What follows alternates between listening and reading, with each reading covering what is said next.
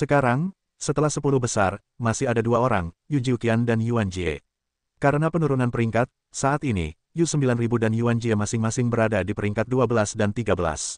Orang di posisi ke-11 telah kehilangan kualifikasi untuk menantang karena dia telah ditantang sebelumnya. Sekarang, giliran Yuan Jie untuk menantang. Mata Yuan Jie mulai berpatroli di antara 10 orang teratas. Lu Ming, tentu saja, langsung diabaikan olehnya. Dia telah dikalahkan oleh Lu Ming sebelumnya. Akan memalukan untuk menantangnya lagi. Jadi matanya menyapu 9 besar. Akhirnya, dia jatuh pada Miao Sue. Saat ini, 10 orang teratas semuanya adalah orang kuat Tianjiao tingkat atas. Tidak ada dari mereka yang mudah terprovokasi. Namun, Miao Sue lebih baik untuk dihadapi, karena Miao Sue baru saja melalui perang besar dan menghabiskan banyak uang. Meskipun tidak adil untuk menantang Miao Sue sekarang, dia lebih suka dipandang rendah daripada masuk 10 besar dan mendapatkan kualifikasi Kaifulisu. Miao Sue, akhirnya, Yuan Jie menunjuk Miao Sue. Miao Sue terhuyung jatuh dan jatuh di atas panggung. Yuan Jie, kau pikir aku bisa mengalahkanmu setelah Perang Dunia Pertama? Kau salah besar, kata Miao Sue dingin. Ayo pergi. Yuan Jie terdiam. Ia mempertaruhkan nyawanya dengan pistol. Namun, Miao Sue berubah menjadi salju yang berterbangan dan bertarung melawan Yuan Jie. Keduanya bertarung sengit, dan tak lama kemudian, mereka beradu jurus. Meskipun Miao Sue baru saja bertarung sengit, ia mengerahkan seluruh kekuatannya, dan dalam waktu singkat, ia masih menunjukkan kekuatan tempur puncaknya. Pada akhirnya, keduanya bertarung sengit selama ratusan jurus, tetapi Miao Sue berhasil mengalahkan Yuan Jie dan meraih kemenangan.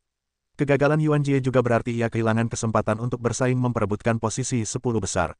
Wajah Yuan Jie muram dan muram. Sebelum pembukaan kuil Taiksu, ia ambisius. Meskipun ia mungkin tidak bisa masuk 3 besar, ia 100% yakin akan posisi 10 besar. Namun, sebelum Istana Suci Taiksu digelar, ia dikalahkan oleh Chu Chengkong. Setelah Istana Suci Taiksu digelar, ia dikalahkan oleh Lu Ming, dan kini ia benar-benar kehilangan kontak dengan 10 besar. Itu merupakan pukulan telak baginya. Di luar, banyak orang yang menyaksikan pertempuran juga terkesima. Kali ini, Istana Suci Taiksu digelar. Sungguh terlalu jahat. Sejauh ini, hanya ada 40 orang di 10 besar. Dan Istana 27 hari, justru menempati 6 posisi. Saat ini, peringkat sementara adalah dari yang pertama hingga ke-10, yaitu, Pedang Kaisar nomor 1, Wu Wuya, Qian Shengxuan, Chu Chengkong, Ye Zifan, Shouliu, Qiu Yue, Miao Sue, Sui Han Qiu, Lu Ming. Di antara mereka, pedang kaisar pertama berasal dari Istana Surgawi Pedang Dewa. Qian Shengxuan, dari Istana Qian Shengtian. Chu Chengkong berasal dari Istana 9 Pedang. Qiu Yue dan Lu Ming berasal dari Istana 9 Raja Surgawi Jue. Jejak air, dari Tian Wangfu peringkat pertama, Tian Wangfu Wushuang. Hanya ada 4 orang yang tersisa di ibu kota 10 orang suci yang luar biasa, yaitu, Tebing Nihilisi, Ye Zifan, Miao Sue, Sui Han Qiu. Ini adalah hal yang belum pernah terjadi sebelumnya. Di masa lalu, setiap kali rumah suci kerajaan Taiksu diadakan, 10 besar dari 10 besar mampu menutupi setidaknya setengah dari kuota. Ketika ada lebih dari 10 tempat, semuanya diambil alih oleh 10 master ibu kota Sein. Sekarang, hanya ada 4 tempat yang tersisa. Hal ini membuat penduduk asli ibu kota suci Taiksu terlihat buruk dan merasa tidak tahu malu. Penduduk asli ibu kota suci Taiksu selalu memandang rendah orang-orang di Tian Wangfu, Junhou, dan Jiang Junfu, dan secara sadar merasa lebih unggul daripada yang lain. Situasi seperti itu hanyalah tamparan di wajah. Sekarang hanya tersisa 9.000 harapan. Saya harap dia bisa menjatuhkan seseorang dari Tian Wangfu. Dengan cara ini, setidaknya setengah dari jumlah 10 orang suci teratas akan dipertahankan dan tidak akan ada sejarah yang tercipta. Ya, tapi sulit. Banyak penduduk asli ibu kota suci telah membicarakannya, berharap lebih dari 9.000. Sekarang, hanya ada 9.000 orang di 10 besar yang memenuhi syarat untuk menantang.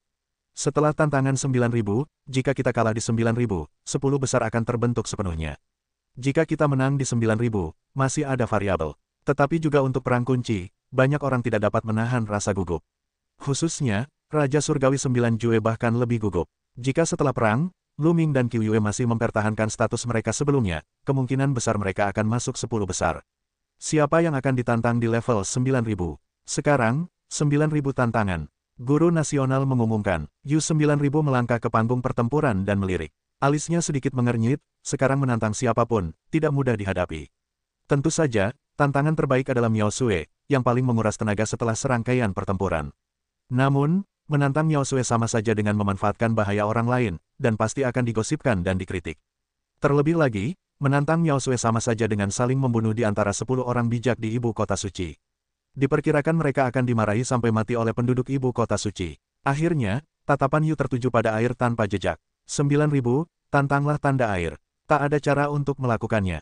Tian Jiao, yang pernah dikalahkan Lu Ming sebelumnya, tak akan menantang Lu Ming lagi. Kekuatan Qiu Yue tampaknya tak terduga, sulit ditebak, dan ia pun ragu. Setelah memikirkannya, tanda air tampak lebih aktif. Salahmu menantangku, mata tanda air berbinar, dan sejujurnya, ia juga sangat kesal.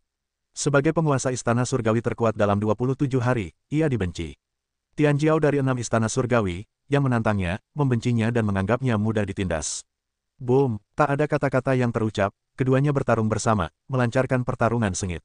Dalam pameran seni rahasia asli 9.000 si, ia memadatkan 12 ikan mas, menyerang dan membunuh tanda air. Air yang mengembun langsung membentuk lingkaran samudra, yang merupakan rahasia aslinya. Samudra mengaduk ribuan gelombang, terus-menerus menamparkan, dengan kekuatan tak terbatas, menerbangkan 12 ikan mas. Keduanya bertarung sengit selama ratusan gerakan, dan seluruh tubuh mereka berlumuran darah. Akhirnya, kekuatan Liu Suili lebih baik daripada Yu 9.000, dan mereka menyerap setengah dari semangat juang mereka.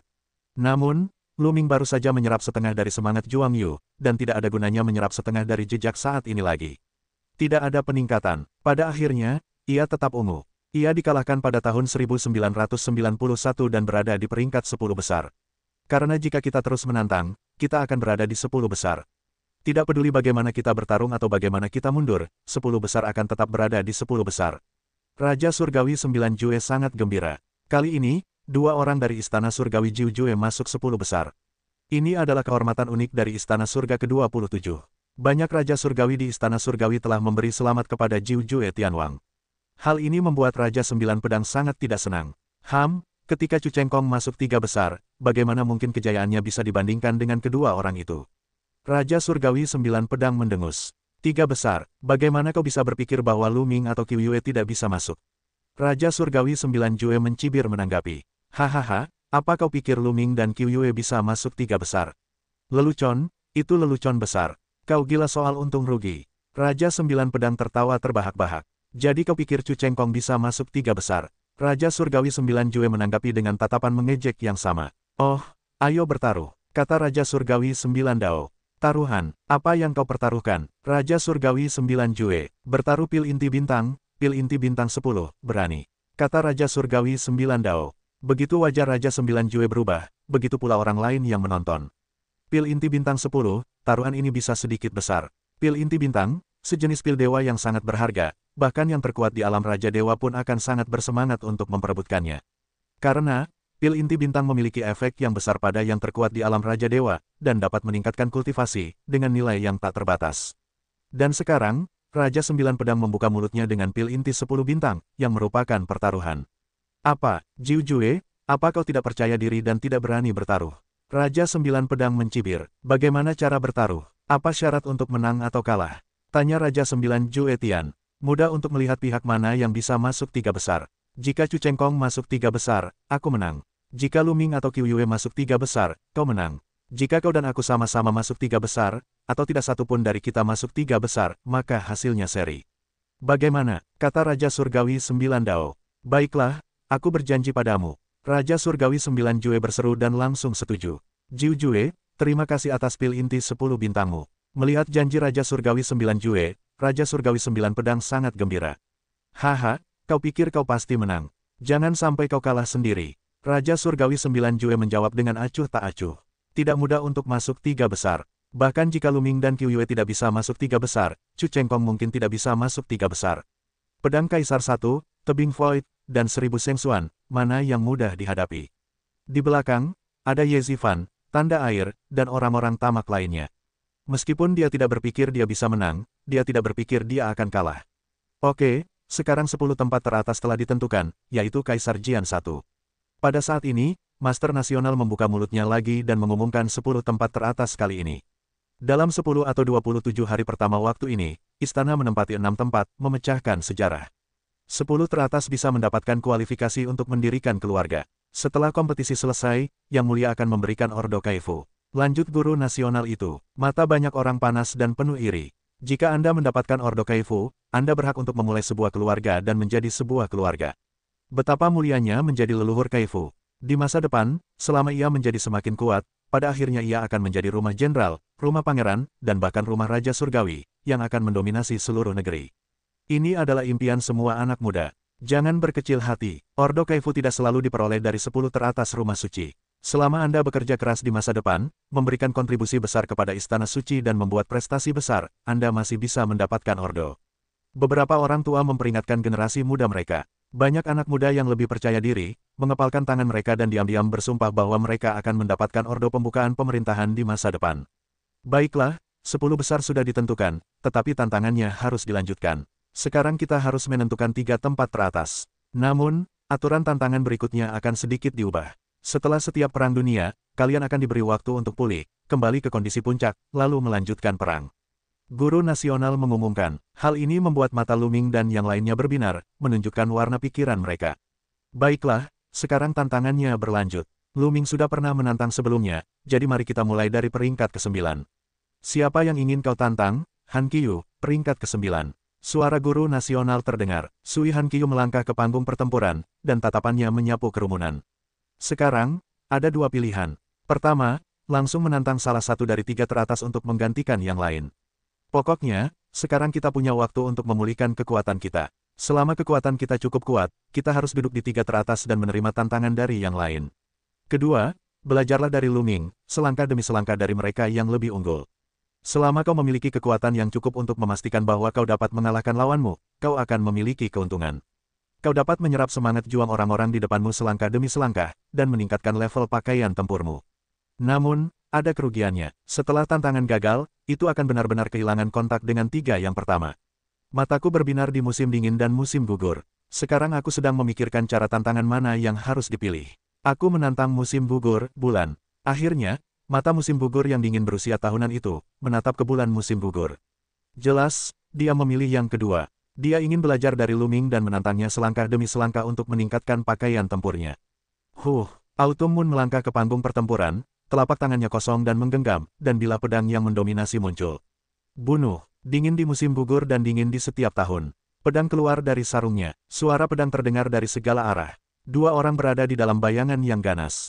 Keduanya bertarung dengan sengit. Namun, setelah puluhan gerakan, ketika Qiyu menunjukkan cahaya Dewa Pembunuh, dia mulai mengambil alih sepenuhnya. Dia melawan puluhan gerakan lagi. Dia batuk darah dan mundur di musim gugur yang dingin, dan tersingkir dari panggung pertempuran oleh Qiyu. Musim dingin, musim gugur, kalah. Autumn Moon menyerap semangat juang umum dari musim gugur yang dingin, dan warna pakaian perang menjadi lebih intens dan ungu tua. Autumn Moon sangat kuat, sangat mengerikan sehingga aku belum pernah mendengarnya. Qiyu, seperti Luming, adalah kuda hitam. Qiyu mengalahkan Sui Han Qiyu, yang membuat banyak orang berkomentar. Selanjutnya, tantangan Autumn Moon, siapa yang akan kau tantang? Guru Nasional terus bertanya. Aku akan menantang tebing ketiadaan. Suara Autumn Moon menggema di seluruh penonton. Apa? Dia akan menantang tebing ketiadaan. Kali ini, semua orang terkejut. Bahkan Luming pun terkejut. Beberapa kecelakaan, Autumn Moon benar-benar menantang tebing nihilistik. Gadis ini, bagaimana dia bisa begitu impulsif? Luming juga terdiam. Dengan kekuatan Qiyu, jika kau menantang dirimu selangkah demi selangkah, kau mungkin tidak akan menang. Jika kau menang, tingkatkan pakaian tempurmu. Jika kau berada di 3 besar daftar tantangan, kau akan memiliki peluang menang yang lebih baik. Tapi sekarang, Qiyu berada tepat di tebing nihilistik. Kedua pria itu berada di level yang sama. Mungkinkah Qiyu menjadi lawan tebing nihilistik? Gadis itu masih belum berpengalaman di dunia ini. Luming mendesah. Luming mengerti bahwa tantangan Qiyu terhadap tebing nihilistik adalah untuk mendapatkan 3 posisi teratas dan membantu Luming menyelamatkan pedagang biru. Namun, Qiyu tidak berpengalaman di dunia ini. Dulu, Qiyu selalu bersama orang tua Luming atau bersama pihak Luming sendiri. Tidak banyak kesempatan bagi Qiyu untuk berkeliaran sendirian di luar, jadi dia kurang berpengalaman. Tentu saja, pikirannya tidak setua Luming. Menarik, tebing nihiliti itu sendiri juga terasa dingin, lalu melangkah keluar dan jatuh di peron. Ayo pergi, kekuatanmu bagus, tetapi kau masih harus menantangku. Jalan tebing Wu, bahkan setelah melihat bulan musim gugur, ia masih sangat percaya diri. Wu ya, orang pertama dari 10 orang suci di ibu kota, memiliki kualifikasi percaya diri. Bulan musim gugur diselimuti cahaya ilahi, dan napasnya membubung tinggi. Sua, cahaya pedang yang mengerikan tiba-tiba padam, menebas tebing kehampaan. Dalam satu gerakan, Qiyu mengerahkan seluruh kekuatannya. Kekuatan sihirnya terbuka penuh, ditambah dengan seni rahasia aslinya, cahaya pembunuh dewa. Boom, di tubuh tebing kehampaan, napas teror pun meledak. Kekuatan ilahi yang dahsyat membangkitkan arus cuaca, lalu berubah menjadi bayangan jari yang mengerikan, menuju bulan musim gugur. Serangan dan pemboman kedua pria itu meledak menjadi raungan yang menggelegar. Amarah roh meluap kemana-mana. Lu Ming dan yang lainnya dengan cepat membentuk banyak pertahanan untuk melawan kekuatan yang berhamburan itu. Kemudian, ia melihat dua sosok, saling bersahutan. Apa, jurus ini bahkan, bulan musim gugur itu, sungguh kekuatan tempur yang mengerikan. Banyak orang terkejut, bulan musim gugur bahkan bisa menandingi tebing kehampaan. Bagus, datang lagi. Suara tebing kehampaan terdengar, lalu tubuhnya tiba-tiba melesat menuju bulan musim gugur. Dalam proses melesat keluar, bulan sabit muncul di kepalanya. Bulan bersinar, suci. Wajah Qiu Yue berubah, seolah-olah dia telah diserang oleh serangan yang mengerikan. Parang itu dengan cepat melambai dan menebas ke dalam kehampaan. Terdengar suara benturan pisau yang tajam. Jari tak terbatas. Pada saat ini, tebing Wu sekali lagi menampilkan jari tak terbatas. Bayangan jari yang besar, menunjuk ke bulan musim gugur. Tak terbatas, mengacu pada semacam keterampilan sihir tebing kehampaan, tetapi apinya sangat dalam, setidaknya mencapai tingkat ke-10. Dan bulan yang memudar adalah rahasia aslinya. Kekuatan tebing Wu benar-benar sangat kuat, tidak hanya seni rahasia aslinya yang kuat, tetapi juga keterampilan sihir lainnya.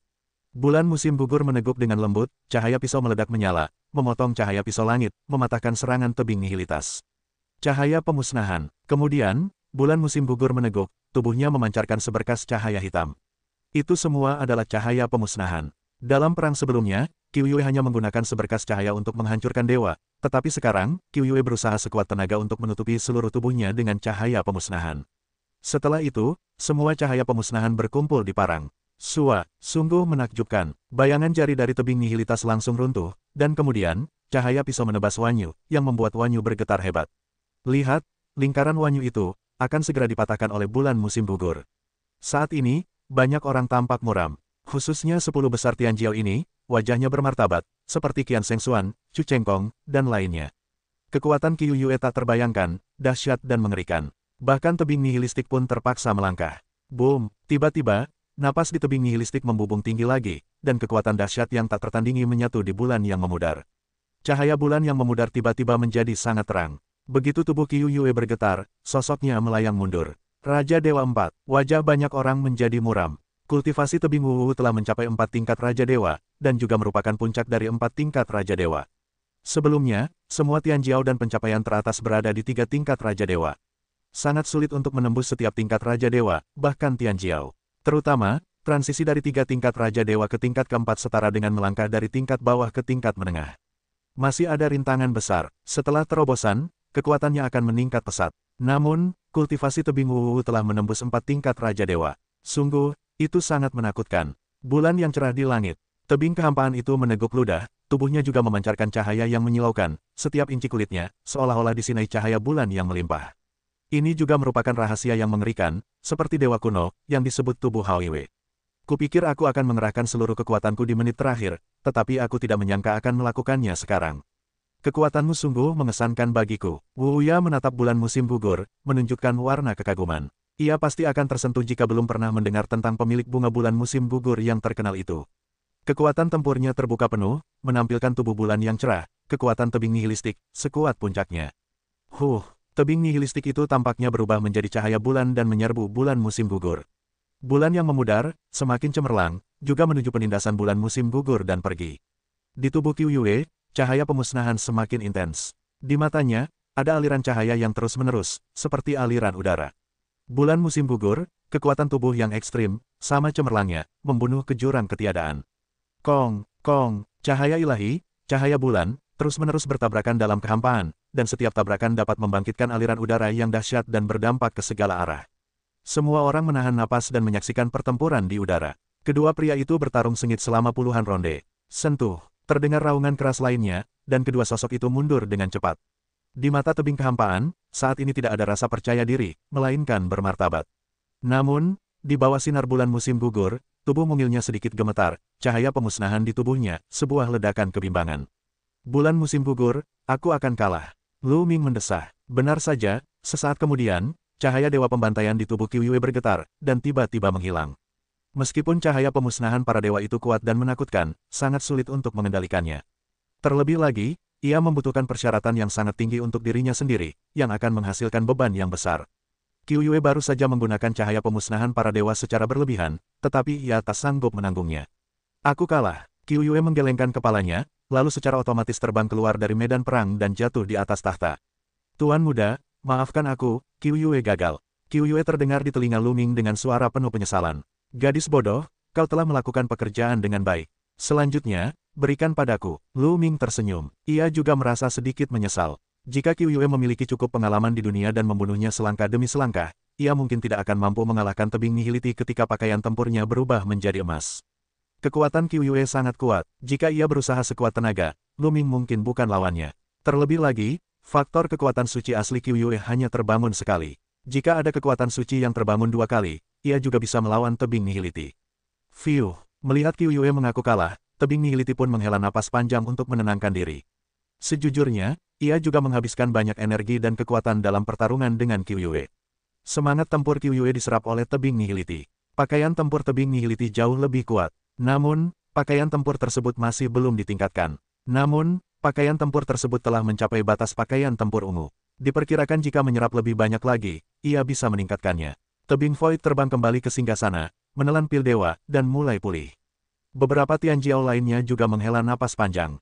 Kegagalan Qiuyue membuat mereka sedikit lebih tenang. Namun, alis mereka kembali berkerut. Kekuatan tebing Wu sungguh mengerikan. Banyak orang tak mampu membelinya. Tebing Void tak terkalahkan, maka hanya pedang Kaisar 1 dan 1000 Sein Xuan yang dapat menantangnya. Setelah tantangan Qiuyue, giliran tanda air istana tak tertandingi. Mata tanda air berbinar dan mulai berpikir tentang siapa yang akan ditantang. Di depan tanda air, ada 5 orang, satu adalah pedang Kaisar, yang lainnya adalah tebing Wu, yang lainnya adalah Qian Shengxuan, yang lainnya adalah Chu Chengkong dan Ye Zifan. Pedang Kaisar I, bertarunglah denganku. Pada akhirnya, tanda air menantang Kaisar Jian I secara langsung. Semua orang terkejut. Tanpa diduga, tanda air secara langsung menantang pedang Kaisar I. Sebelumnya, tidak ada yang menantang pedang Kaisar I. Namun sekarang, jejak saat ini benar-benar menantang pedang Kaisar I. Ini membuat mata semua orang, semua menunjukkan warna harapan. Seberapa kuat pedang Kaisar I, seorang Tianjiao tak tertandingi yang terbunuh dari dunia kecil. Banyak dari mereka ingin melihatnya. Sebenarnya, alasan tanda air menantang pedang Kaisar I juga dipertimbangkan dengan cermat. Pertama-tama, jika dia memilih untuk membunuh Ye Zifan selangkah demi selangkah dan menantang Ye Zifan terlebih dahulu, bahkan jika dia mengalahkan Ye Zifan dan mendapatkan semangat juang lawan, dia tidak dapat meningkatkan pakaian tempurnya. Kecuali dia bisa terus menekan, terus mengalahkan Chu Chengkong, atau bahkan mengalahkan Qian Shengxuan, dia bisa meningkatkan pakaian tempurnya menjadi emas. Alasan Lu Ming bisa naik pangkat sebelumnya adalah karena dia naik dari peringkat ke-18 ke 10 besar dan mengalahkan begitu banyak Tianjiao top sebelum naik pangkat menjadi emas.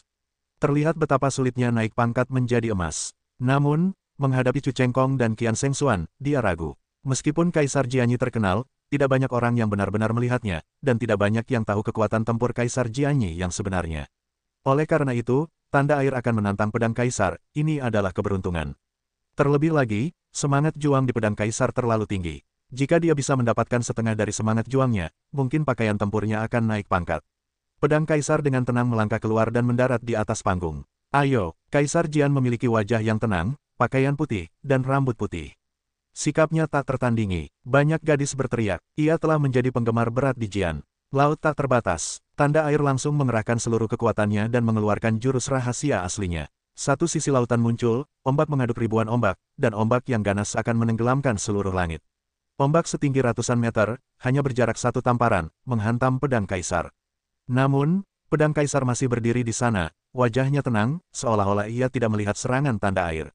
Mengapa Kaisar Jianyi tidak melakukannya? Ia bahkan tidak punya kekuatan. Apa yang ingin ia lakukan? Jangan takut bersikap konyol. Banyak orang mengira pedang Kaisar ketakutan setengah mati. Kong, pada saat ini, pedang Kaisar bergerak. Tidak banyak orang yang melihat bagaimana pedang Kaisar bergerak. Hanya kilatan cahaya yang terlihat, yang membuat semua orang tercengang. Kemudian, lautan yang menutupi langit langsung terbelah menjadi 2 bagian oleh cahaya pedang. Satu tubuh tiba-tiba mundur, dan mundur keluar panggung pertempuran. Itu adalah tanda air. Aku melihat tanda air menatap pedang Kaisar. Kemudian, di tengah alisnya, terdapat noda darah. Noda darah itu semakin membesar. Akhirnya, tubuh tanda air itu terbelah menjadi 2 bagian. Tanda air, jatuh. Adegan itu tiba-tiba menjadi sunyi. Semua orang tercengang. Sebuah pedang, hanya sebuah pedang, tanda air Tianjiao yang tak tertandingi, terbunuh. Tanda air saat ini bukanlah sebuah gelombang untuk mendapatkan nama palsu. Sebelumnya, Yu-9000, 10 tokoh terkemuka dari ibu kota suci, menantang tanda air saat ini dan dikalahkan dengan telak olehnya. Dapat dikatakan bahwa kekuatan tanda saat ini sangat kuat, dan dapat diperingkat di depan semua Tianjiao. Namun, dia terbunuh oleh pedang. Bagaimana mereka bisa begitu sombong? Setelah hening sejenak, ada banyak keributan di tempat kejadian, dan banyak orang membicarakannya. Bahkan beberapa orang tua, anggota keluarga terkenal dan Raja Surgawi sulit untuk ditenangkan. Bukan seberapa tinggi kultivasi Kaisar Jianyi. Mereka dapat melihat bahwa kultivasi Kaisar Jianyi juga merupakan 3 Raja Surgawi, yang setingkat dengan tanda air. Namun, tanda air telah terbunuh dalam hitungan detik.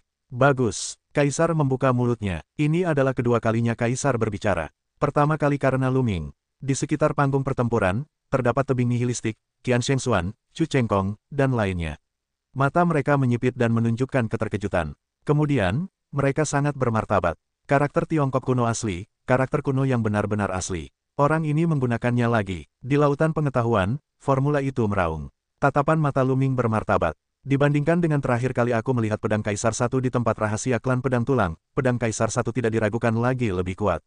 Luming berspekulasi bahwa kultivasi Kaisar Jianyi terakhir kali tidak mencapai tingkat ketiga Raja Dewa, dan baru-baru ini ia berhasil menembusnya. Dan aku khawatir itu bukan hanya karena karakter kuno aslinya, tetapi juga karena aspek lainnya. Seberapa kuat, aku bukan lawannya, pikir Luming. Dia tahu, mungkin dia sudah berusaha sekuat tenaga, dan dia bukanlah lawan Kaisar Jianyi. Tentu saja, karena kultivasinya masih terlalu lemah, yang terpenting hanyalah Raja Dewa. Jika berada di level yang sama dalam pertempuran, Luming yakin dia tidak akan kalah. Namun, ini juga mengingatkan Luming untuk tidak meremehkan para pahlawan di dunia. Taiksu Sengchao hanyalah sebuah sudut di alam semesta yang luas. Seberapa besarkah Tianjiao di alam semesta yang luas? Sosok bertanda air muncul di luar, wajahnya sangat muram, tetapi dengan ekspresi ketakutan. Dia benar-benar ketakutan oleh pedang Kaisar Jianyi barusan. Kaisar Jianyi membunuh tanda air dan menyerap setengah dari semangat juangnya. Warna pakaian perangnya menjadi sangat pekat, lalu cahaya keemasan terus-menerus menyebar. Seragamnya telah ditingkatkan menjadi emas. Wajah orang lain bahkan lebih muram. Kekuatan Kaisar Jianyi tak tertandingi. Sekarang pakaian perangnya dipromosikan lagi. Siapa yang bisa mengalahkannya? Baiklah, pedang Kaisar menang dalam pertempuran ini. Selanjutnya, giliran Ye Zifan yang menantang. Seru guru nasional. Begitu pedang Kaisar mundur, Ye Zifan naik ke panggung pertempuran. Tebing ketiadaan, ayo bertarung. Setelah Ye Zifan naik ke panggung pertempuran, ia dengan lugas menantang tebing nihilitas. Hal ini tidak mengejutkan banyak orang. Di antara 10 pahlawan kota suci, tebing nihilistik berada di peringkat pertama, dan Ye Zifan berada di peringkat kedua. Setelah ribuan tahun berkompetisi, Ye Zifan tidak mau terdegradasi ke peringkat kedua dan selalu ingin memenangkan peringkat pertama. Karena itu, ia dan tebing nihilitas telah bertarung berkali-kali. Kali ini, di kesempatan sepenting ini, Ye Zifan akan menantang tebing nihilitas, yang merupakan hal yang wajar. Kalau tahu akan kalah, kenapa harus malu? Wu Wuya melangkah maju, mulutnya ringan, menunjukkan rasa percaya diri yang kuat. Ayo, Ye Zifan membuka mulutnya dan bergegas ke kegelapan malam dengan semangat juang yang membara. Napas takjub terpancar dari Ye Zifan. Kekuatan dahsyat itu menyebar bagaikan gelombang dan membakar bagaikan api. Raja Dewa 4 kali lipat. Banyak orang terkejut. Ye Zifan layak bersaing dengan tebing ketiadaan untuk memperebutkan posisi nomor 1 dari 10 pahlawan ibu kota suci. Prestasinya luar biasa, dan ia telah mencapai 4 tingkat Raja Dewa. Napas tebing ketiadaan juga meledak, dan napas dua orang bertabrakan di kehampaan. Kemudian, keduanya berubah menjadi dua cahaya dan bayangan, saling bertabrakan, berjuang bersama. Nihilisa dan Ye Zifan, yang satu adalah yang pertama dari 10 orang suci kota suci, yang satunya lagi adalah yang kedua dari 10 pahlawan kota suci. Kekuatan mereka tak diragukan lagi sangat kuat. Dalam Perang Dunia Pertama di level yang sama, keduanya hanya memiliki sedikit saingan. Seni rahasia asli mereka meletus, berbagai macam keterampilan sihir dan seni rahasia yang kuat, terus-menerus ditampilkan dan beradu. Semua orang menahan napas, sejenak menatap pertempuran kedua pria itu. Sungguh kuat, Luming mengangguk diam-diam. Wu Wuya dan Ye Zifan, belum lagi mereka telah menembus 4 Raja Dewa. Bahkan di 3 Raja Dewa dan Tianjiao, hanya sedikit yang menjadi lawan mereka.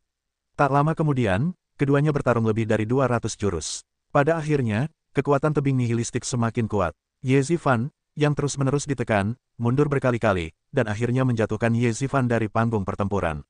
Dalam pertempuran ini, Nihilisa meraih kemenangan. Separuh semangat juang Ye Zifan diserap oleh tebing nihiliti. Pakaian tempur di tebing nihiliti memancarkan cahaya kemasan. Pakaian tempur tebing nihiliti juga berhasil diubah menjadi pakaian tempur emas. Awalnya, semangat juang yang terkandung dalam pakaian tempur 1 atau 2 orang dari tebing nihiliti dan pedang kaisar sangat kuat, hampir mencapai puncak pakaian tempur ungu. Jika menyerap sebagian semangat juang, mereka akan ditingkatkan menjadi pakaian tempur emas. Dengan cara ini, akan ada 3 orang yang dipromosikan ke seragam tempur emas, yaitu Luming, Kaisar Jian I, dan tebing nihiliti. Setelah beberapa saat, Lu Xuanren mengerutkan kening. Pedang Kaisar I, dan kekuatan tebing nihiliti, sangat kuat. Dengan bertambahnya pakaian tempur emas, kekuatannya semakin mengerikan. Keduanya hampir terkunci di 2 dari 3 posisi teratas. Sekarang, mereka bertiga hanya bisa bersaing untuk memperebutkan posisi ketiga. Sekarang, giliran Chu Chengkong untuk menantang. Guru nasional terus mengumumkan. Chu Chengkong datang ke panggung pertempuran, dan tatapannya langsung tertuju pada Qian Shengxuan. Tak perlu dikatakan lagi, dia pasti sedang menantang Qian Shengxuan. Qian Shengxuan melayang dan berdiri di atas panggung pertempuran. Salah satu dari 3 yang pertama ditakdirkan menjadi Chu Chengkong. Chu Chengkong sangat percaya diri dan mendominasi. Baju zirahnya terus mengalir keluar dari tubuhnya. Dia tampak sangat berwibawa. Itulah yang ingin kuberikan padamu. Ayo kita lakukan. Qian Shengxuan berbicara dengan acuh tak acuh, dan dia juga dipenuhi dengan kepercayaan diri yang kuat. Boom! Chu Chengkong melangkah maju, bagaikan seekor binatang raksasa di antara anak tangga. Seluruh panggung pertempuran bergetar, dan sebuah meriam raksasa melesat ke langit, bagaikan puncak gunung Tai, dan menerjang Qian Shengxuan. Wan Huasa, ribuan tangan giok Shengxuan melambai pelan, kelopak-kelopak yang tak terhitung jumlahnya muncul. Kelopak-kelopak ini, dengan warna yang berbeda-beda, adalah kelopak dari berbagai jenis bunga yang tak terhitung jumlahnya. Kelopak-kelopak itu menyatu dan berubah menjadi telapak tangan raksasa yang dapat digenggam. Sebuah tangan raksasa, sebuah cakar raksasa, bertabrakan, dalam sekejap, roh dari segala penjuru. 2 orang bertarung beberapa jurus berturut-turut, tak ada yang menang atau kalah. Kemudian, keduanya masing-masing menampilkan jurus rahasia asli, melancarkan serangan yang lebih dahsyat. Tubuh Ares, serang Ares. Teriak Chu Chengkong, tubuhnya bersinar, lalu mulai membesar, bagaikan dewa perang sejati. Dengan bantuan serangan dewa perang, tubuh Zanshan menjadi kuat dan perkasa. Ia dapat menyapu segala penjuru dan tak tertandingi di dunia. Alis Qian Shengxuan berkerut, dan kelopak-kelopak tak terbatas muncul di sekujur tubuhnya. Kelopak-kelopak ini dapat berevolusi menjadi berbagai bentuk, baik bentuk serangan maupun pertahanan, yang dapat digambarkan sebagai ribuan perubahan. Namun, tetap saja sulit untuk menahan serangan Chu Chengkong. Serangan dewa perang itu sangat mengerikan. Setelah tombak panjang disapu, kelopak-kelopaknya meledak satu demi satu. Ku bilang, kau bukan tandinganku. Chu Chengkong yang kuat dan mendominasi, melangkah maju, tombak panjang digenggam, dan sungai panjang muncul. Ini adalah keterampilan unik dewa perang. Dengan berkah tombak Basen, kekuatan serangannya luar biasa. Leluhur keluarga dewa perang, yang dikenal sebagai dewa perang, adalah gelar yang gugur di medan perang. Awalnya, ia dikenal karena kekuatan menyerang dan menebas. Setiap gerakan memiliki kekuatan serangan yang mengerikan. Dan Chu Chengkong jelas mengembangkan kekuatan menyerang dan menebas secara ekstrim. Tubuh ramping Qian Shengxuan bergetar dan terus mundur. Chu Chengkong, harus kuakui kekuatanmu memang sangat kuat. Aku ingin bertarung denganmu di level yang sama, tapi rasanya mustahil. Jadi, ayo kita keluar, Qian Shengxuan berteriak, tetapi sebelum suaranya jatuh, ia menyemburkan napas yang kuat. Raja Dewa 4 kali lipat. Ini adalah roh dari 4 aspek Raja Dewa. Kultivasi Qian Shengxuan telah mencapai level 4 tingkat Raja Dewa.